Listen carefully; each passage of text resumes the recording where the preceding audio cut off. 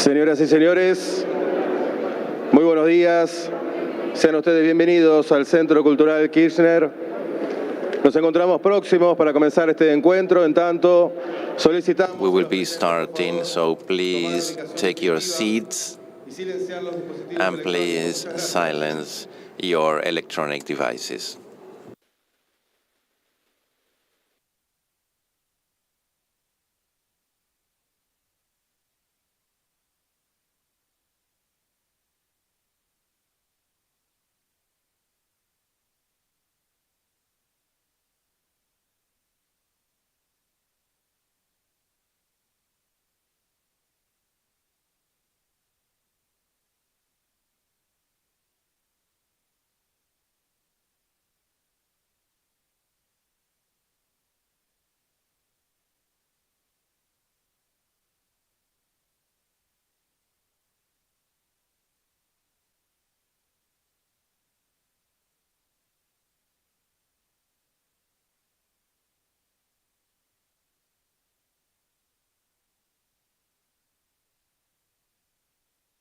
Señoras y señores, reiteramos, por favor, próximos a comenzar, solicitamos tomar ubicación definitiva.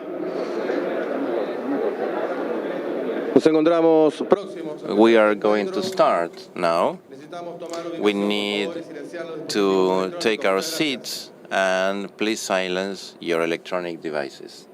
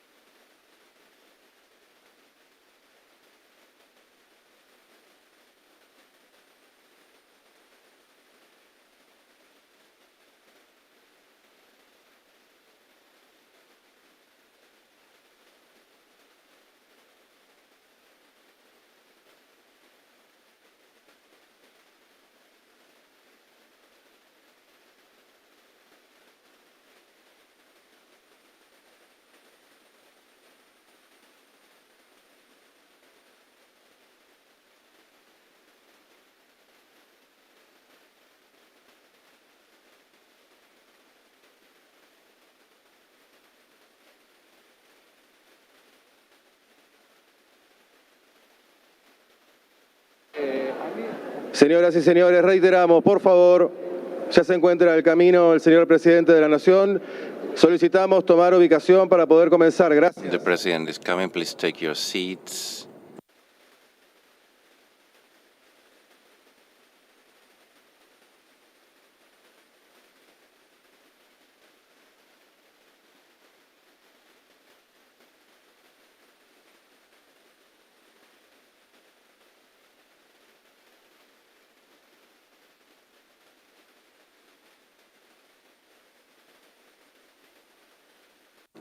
This is the English channel, English channel, English channel. Okay, English channel, no problem. Okay, you're fine, you're fine. And the problem is with Eleonora. All right.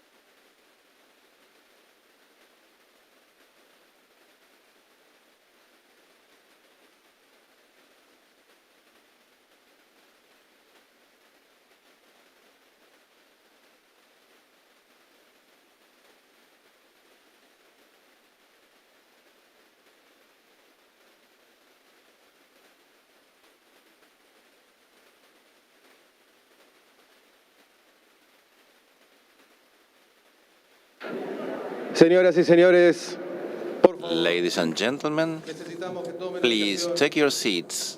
para poder comenzar este encuentro. We're going to Las start. autoridades ya se encuentran The authorities en la are sala, por favor. already in the room. Necesitamos que todos Please tomen take your asiento y liberen seats los pasillos. and Así podemos please comenzar. Gracias. free the hallways so we can start. Thank you.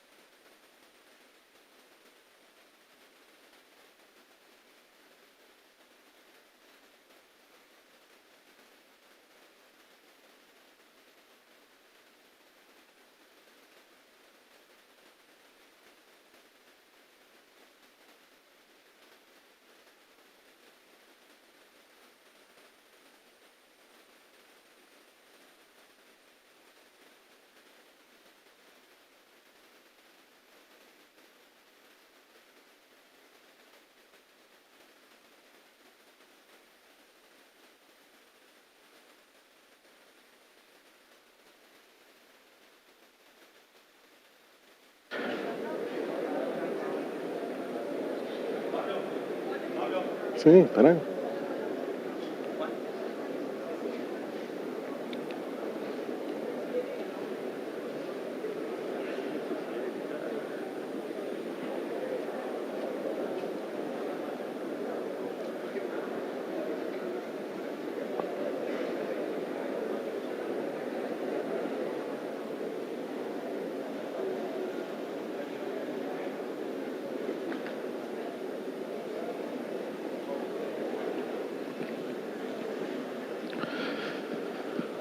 Señoras y señores, muy buenos días. En el Centro Cultural Good morning. Kirchner recibimos In al the señor presidente Nestor de la Kirchner Nación, Cultural doctor Center, we are Alberto receiving the Fernández. President of Argentina, Dr. Alberto Fernández.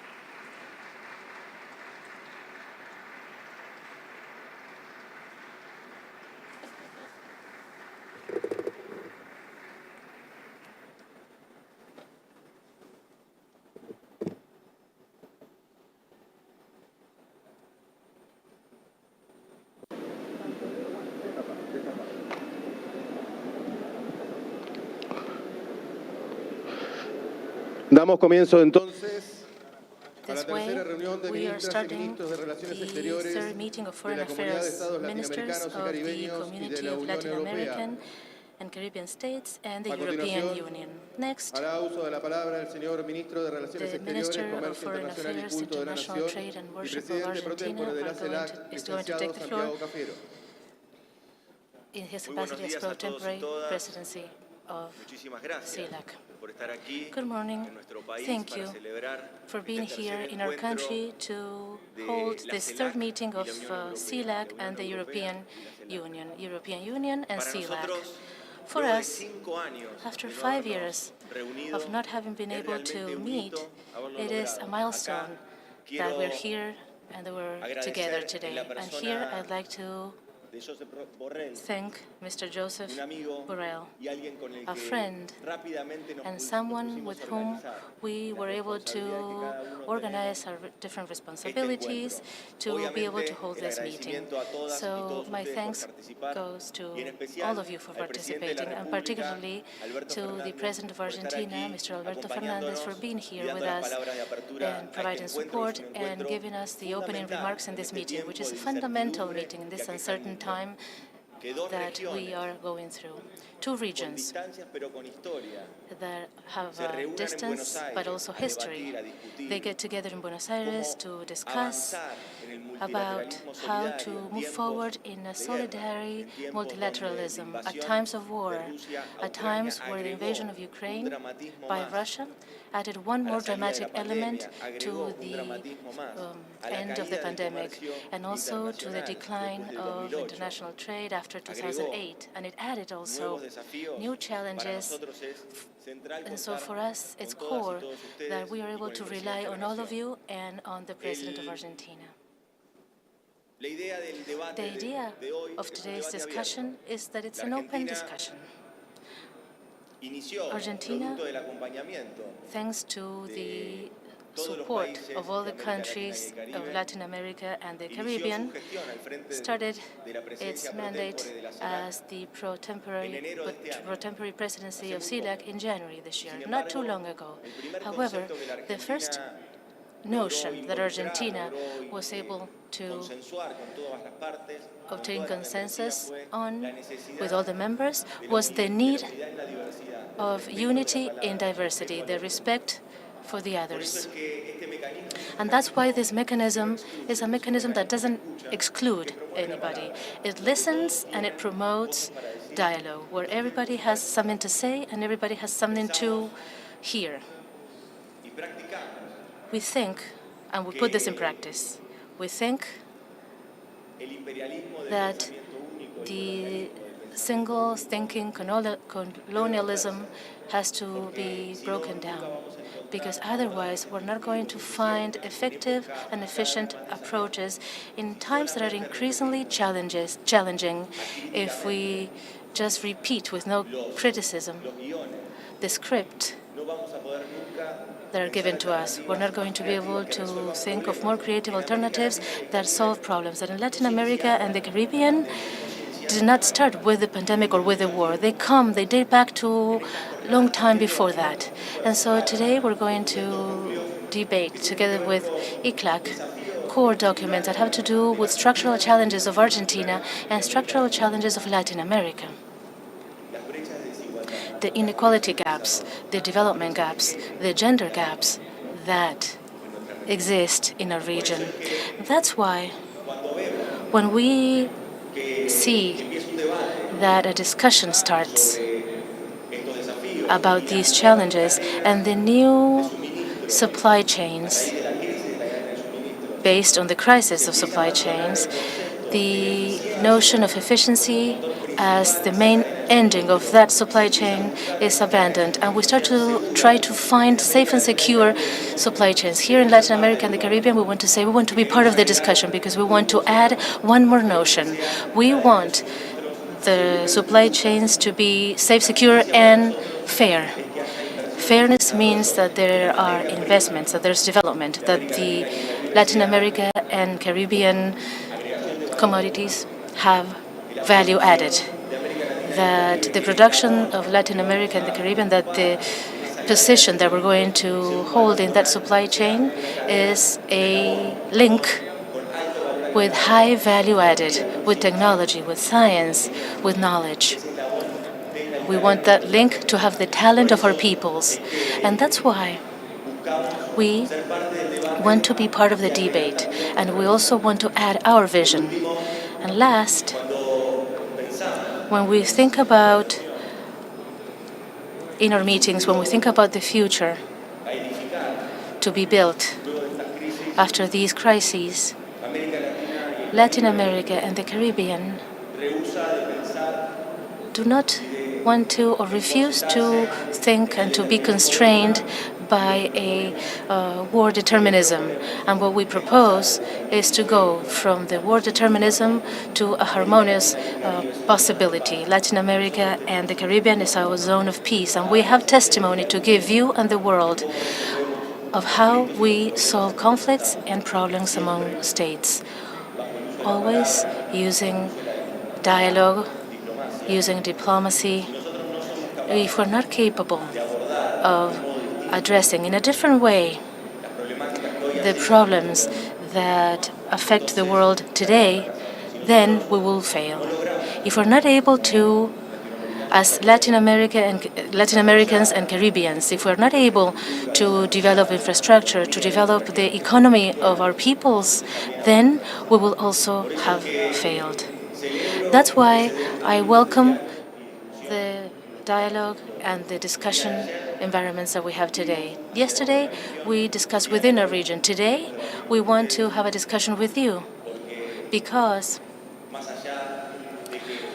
in addition to the fact that we all call for a decline in the conflict that affects the world today, we want to position an idea that is not limited to the war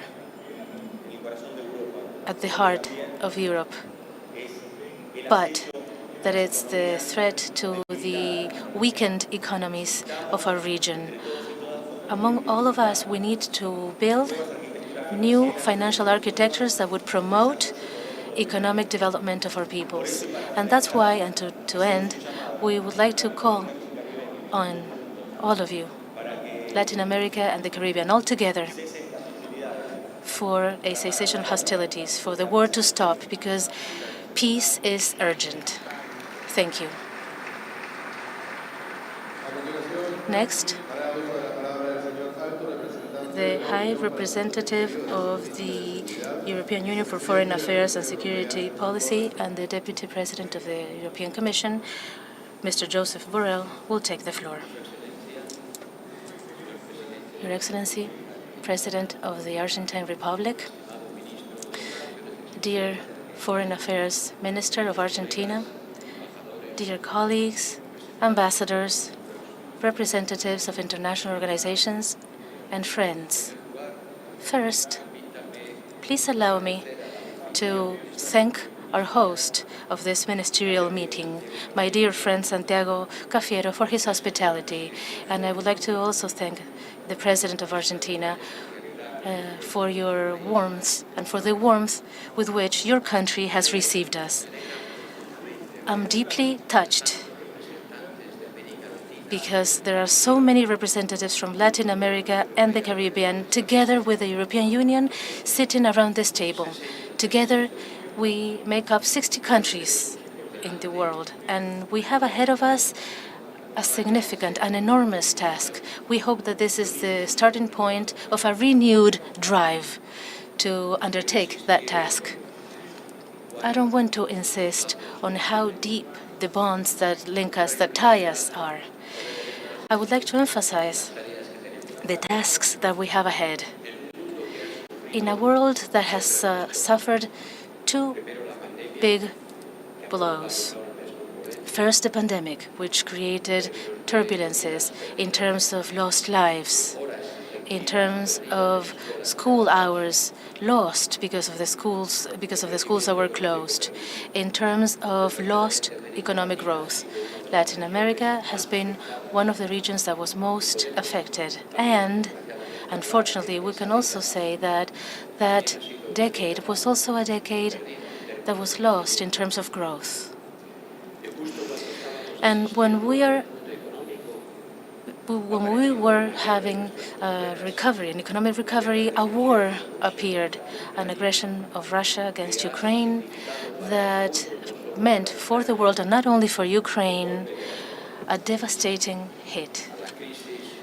And so the humanitarian crisis, human suffering that is brought about by any war, to all this we added energy and food crises that can become financial crises that would affect the world economy and millions of people around the world. This war is not just an unprecedented attack to the international order based on the UN Charter that we have created and defended together. It is also for the entire world an added difficulty to the many difficulties that we already had. Europeans are not belligerent in this war, but we believed and we believe that we have the obligation to support Ukraine to defend its survival as a country and its integrity, and that's what we're doing. The consequences of this crisis are going to be felt in every single corner of the planet. Growth is going to be slowed down, and we're already seeing the inflationary drives that are going to bring about more economic turbulence. Here in Latin America and the Caribbean, you've seen how the economic recovery with the expansion in 2021 decreased, and now we have forecasts that are below 2% for next year. And for Europe, the prospects are not very good either from the economic and financial perspective. I know because I talked about this with many of you and with many other countries in Africa and Asia, that the world is facing a scarcity of fertilizers and prices of oil, gas, and food that are significantly higher. And this is the consequence of the war, not of the sanctions that Europe and other countries around the world have imposed against Russia. I'm afraid that we are headed towards a global recession, and that being able to obtain the Sustainable Development Goals for 2030 will be more difficult than it was before. Our democratic and inclusive societies are seeing threats from within and from outside as well, and that the climate emergency is going and getting worse. I don't want to be like Cassandra that forecasts disgrace, but unfortunately the overview has to be described as reality is. And to face it, I think we need to be coordinated among ourselves and provide support to each other, because together we will be more capable of facing the problems that we have. And this is the story behind this meeting. Two regions around the world that are so close, for them to be able to start the future, walking around the future with the same objective and with the same pace. The purpose of this meeting is to renew our bi-regional association partnership and to put it at the service of the peace around the world and at the service of sustainable development, hoping that in the next second half of next year, we can hold a summit between the European Union and the countries of Latin America and the Caribbean to reinforce this process. Mr. President, I would like to describe very briefly what I think we need to do. Let's be pragmatic and specific. I think we need to work on on 4 lines. The first one is to intensify political dialogue at the highest possible level. And that's why that summit must be a purpose. Political dialogue at the level of heads of government and state. It hasn't taken place in a long time, too long. The second one would be to modernize the trade agreement and associations network that we already have. We have agreements with 27 out of the 33 countries in the region. Some of the agreements are so old that we have forgotten they exist. And some are not here yet. The European Union is the first investor in this region. We have accumulated stock of 800 billion euros. We are about to get to the trillion, to 8 trillion. And so when I say that the European Union and its companies have invested in Latin America more than in China, in Japan, in Russia, and in India, altogether, I know that you look at me with skepticism and that you think that there must be some error in my statistics. There is no mistake. We have invested in the economy of Latin America more than in those other parts of the world that are the priority destinations of foreign investment. And we are the third trade partner. China has overcome us. They buy from you more, but we are the large providers of capital and technology, and we're not despicable from a trade perspective because the value of our trade last year was over 200 billion, and it increased by 22% vis-a-vis the previous year. We need to reinforce our commitment with the Paris agreements. We need to support regional integration in Latin America, one of the regions that is the least integrated around the world, only with 15% of the total of its trade among Latin Americans.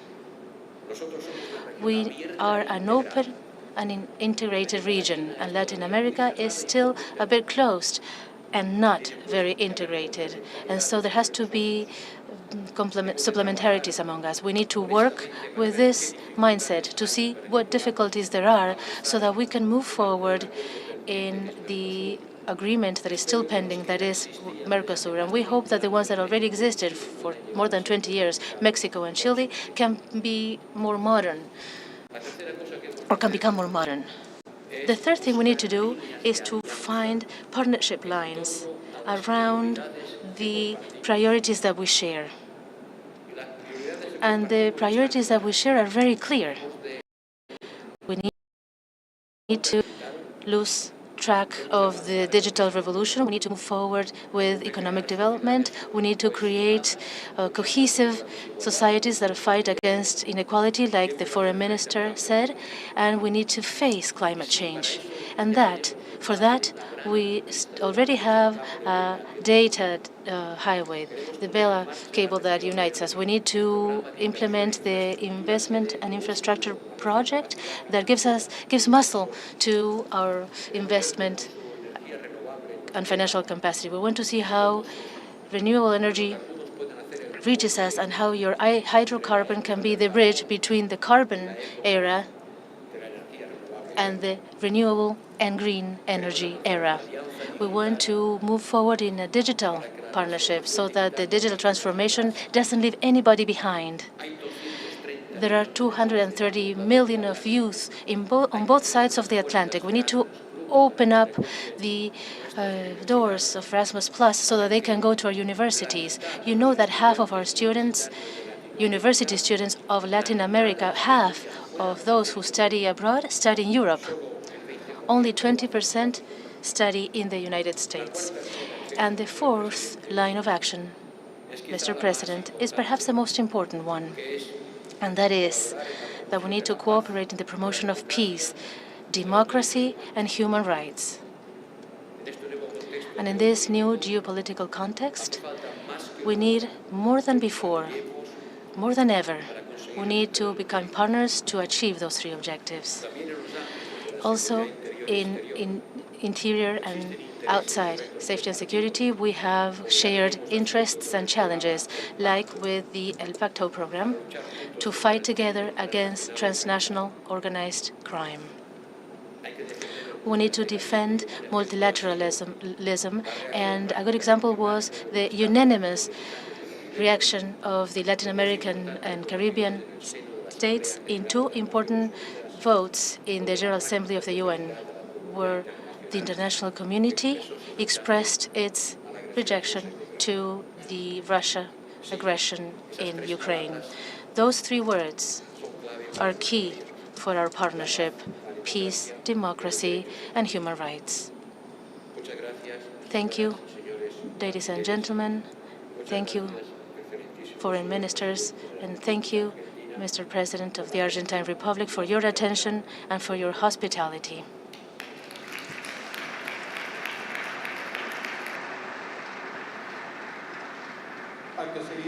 Next, the President of Argentina, Mr. Alberto Fernandez, will take the floor. Good morning, everyone. Thank you. Thank you for participating in this meeting between CELAC and the European Union. Thank you, dear High Representative of the European Union, dear Joseph Borrell, and I would like to thank all the representatives that are here on behalf of the European peoples. Thank you also to my sisters and brothers from Latin America and the Caribbean. I think we are living an important moment and a significant opportunity if we are able and we know how to assess it properly. Let me reflect with you about some things that I mentioned when I was able to open the CELAC Congress a few days ago. The world that we have now is not an easy one. It's a complex world, no doubt about that. It's a world that has been marked by something that humanity doesn't experience usually, and that is a pandemic. Perhaps none of us who are here thought about this, and because all of us are survivors of a pandemic that took away millions of lives of human beings. We don't know how many exactly. The most optimistic calculations of the World Health Organization talk about 6 million lost lives, but some calculations suggest that it might be over 10 million lost lives. So the pandemic was a period of uncertainty because we were fighting against an invisible virus, and we didn't know how to fight against it either.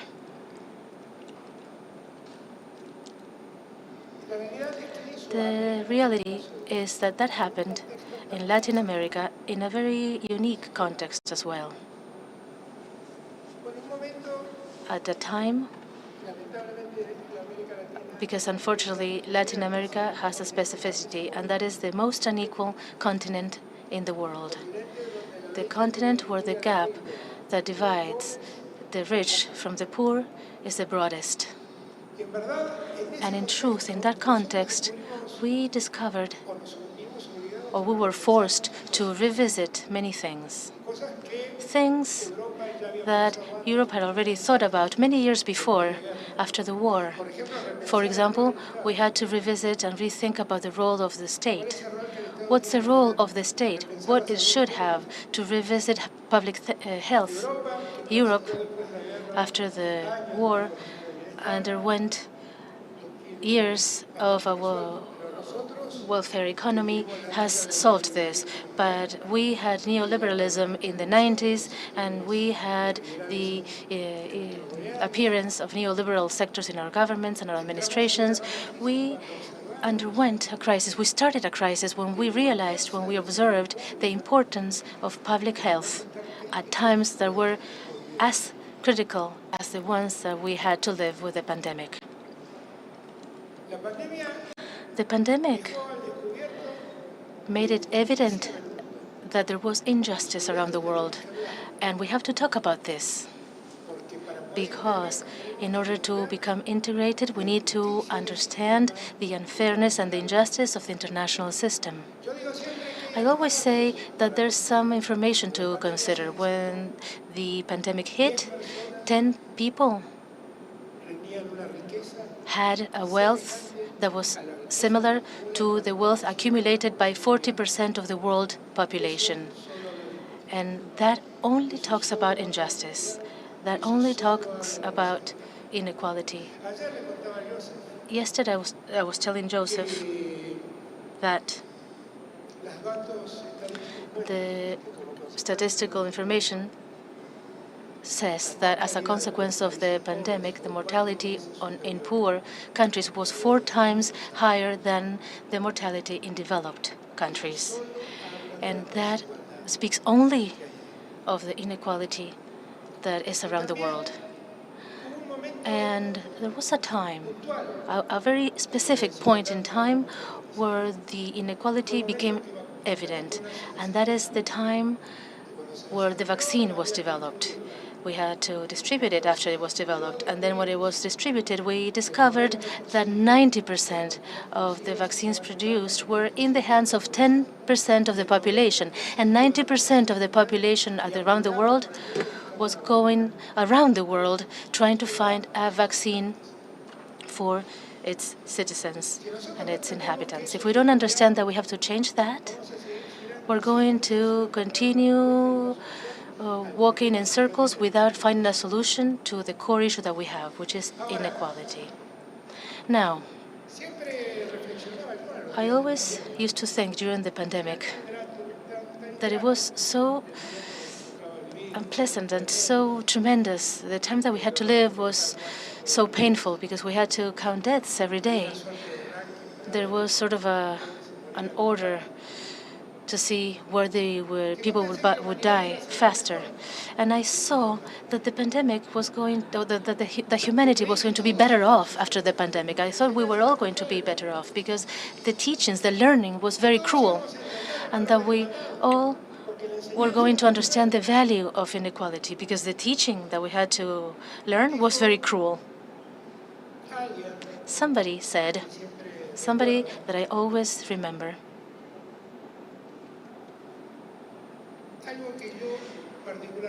that person said something that I share. And the truth is that with the passing of time, I realized that after the pandemic, we were not better off. We're not better people. After the pandemic, what we verified was that those who were good ended up being very good, but those who were bad ended up being very bad.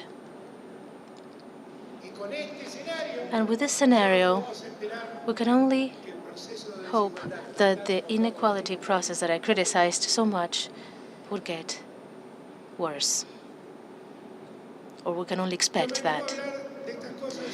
So I dare talk about these things before our brothers and sisters from the European Union, because the European Union has a core role in the future that perhaps you cannot perceive, but you have it. The world has lived badly for many years, and that was because of the antagonism between two powers, and we don't want that bipolarity to be in the world once again. After the pandemic,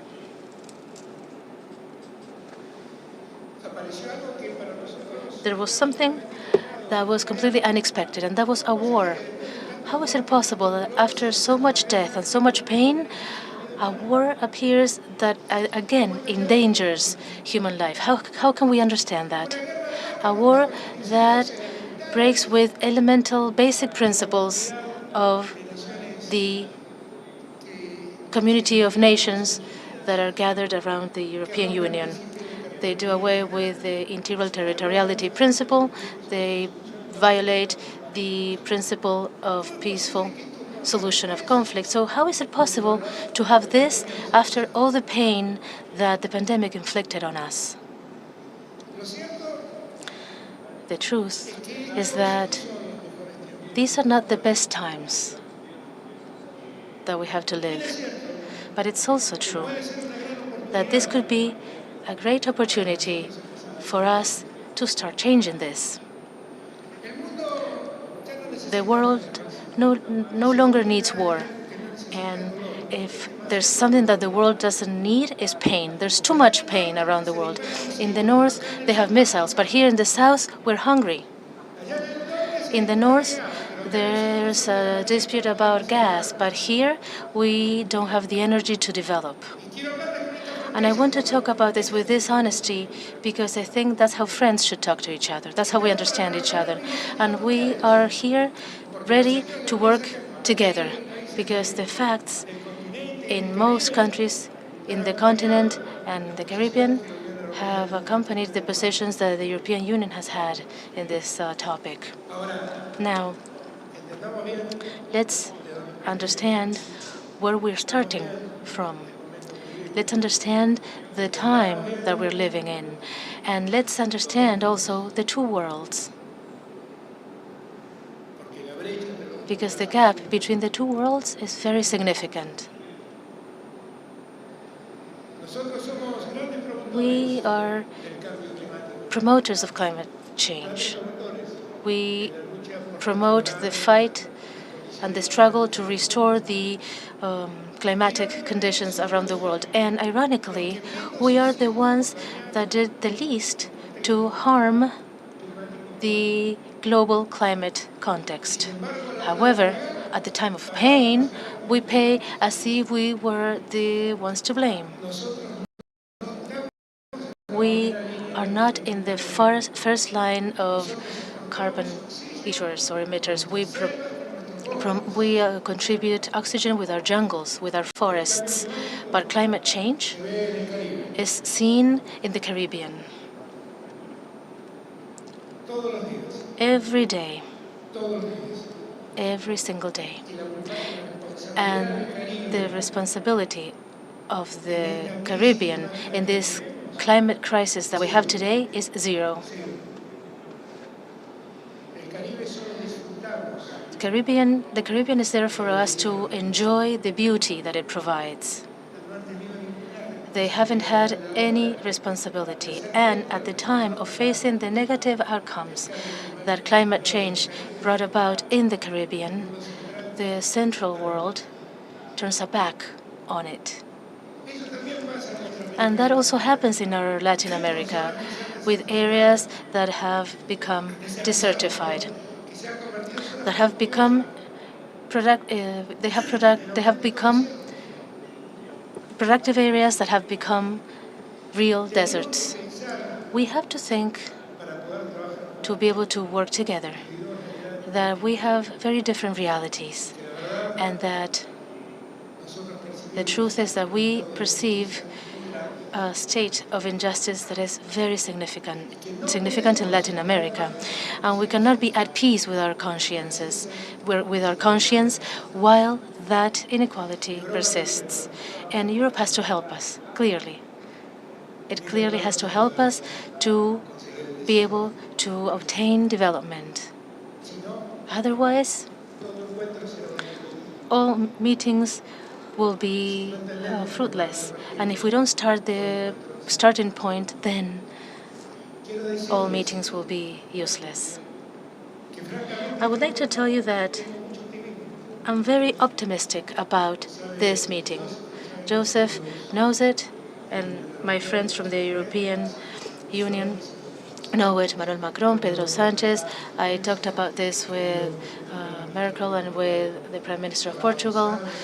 Mr. Costa knows about this. If Argentina and Latin America have to have a partner, that partner has to be Europe. I am a defender of that idea. I'm the main defender, but we need you to understand what Latin America is going through. We are going to work in this meeting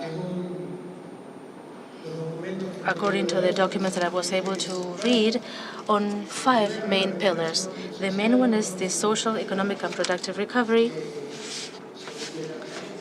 that comes after the pandemic.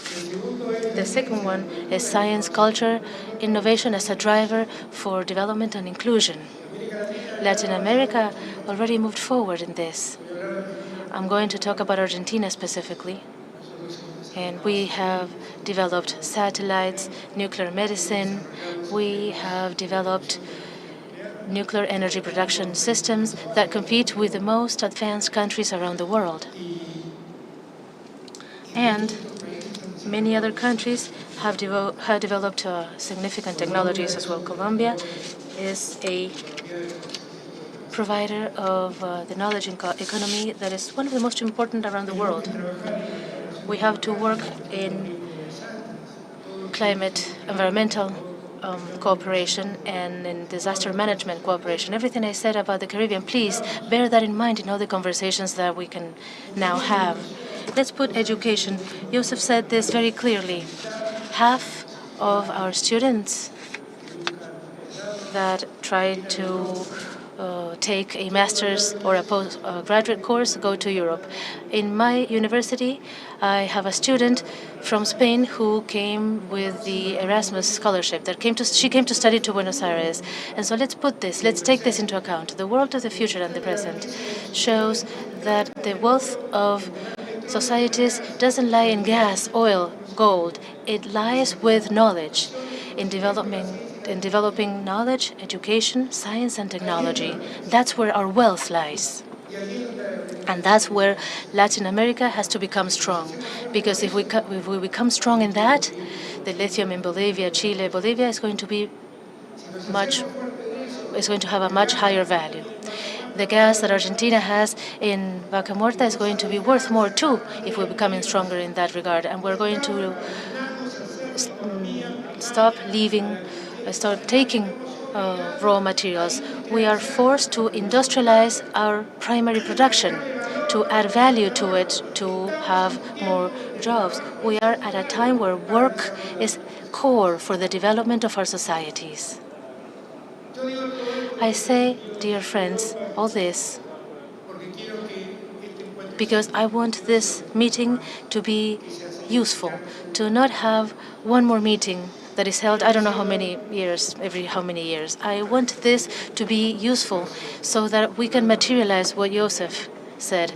Talking to him, I found out that in the 90s, Argentina and the European Union signed a cooperation agreement. And the foreign minister didn't know about it. I didn't know about it existed either. So that shows what's going on when there is no dialogue, or what happens when there is no dialogue, when dialogue is lost. And so now we also need to revalue dialogue. There's so much pain that we have experienced, and there's so much pain in the present also that affects us, that we finally need to understand that what each one of us has to do is to build bridges, not to build walls. Bridges, like Pope Francis said. And let's understand that all of us who are here on this planet are embarked are on the same boat, and nobody is going to be saved by itself. Let's recover the value of solidarity as a core value. Latin America is a zone of peace. Conflicts are solved by conversation here. CELAC is an institution that was created, and the first president was Sebastián Piñera. And when his mandate came to an end, the next one was Raúl Castro from Cuba. And that shows that we could coexist in our diversity, respecting each other. And that's how we should be and how we should act. Latin America recovered, step by step, the value of democracy and the value of its institutions. We've suffered significantly. We suffered significantly when a coup d'etat in Bolivia prevented Evo Morales from taking office. But we are relaxed now that a year after the popular decision or verdict took Luis Arce to the presidency of Bolivia. And I want to highlight this because at these times of sadness, those who create hatred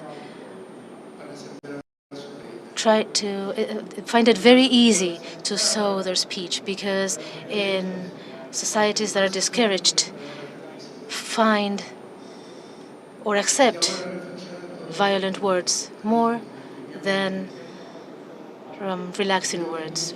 And I would like to call on Latin America, and I want to say something. I don't want democracy to not be respected anywhere. I don't want that the processes be distorted. I don't want that to happen anywhere in the world. We need to be very harsh against those who are violent. We need to be very harsh with those who create hatred. There is no more room to keep suffering. It's time for us to start thinking about the future. There is a lot here of what the world needs. We need to develop many things. We need to do that. Cuba was able to develop vaccines against COVID-19 at the same time as the Central world. But of course, it didn't have the industrial strength that sometimes we need, or many times we need, to be able to develop the quantity that was being demanded by the world.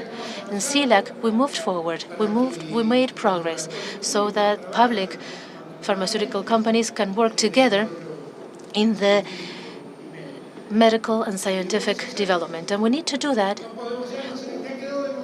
because this became evident. We cannot rely on a couple of pharmaceutical companies for a vaccine when this is needed, when a vaccine is needed. And we need to make it for our continent because nobody is going to think about us.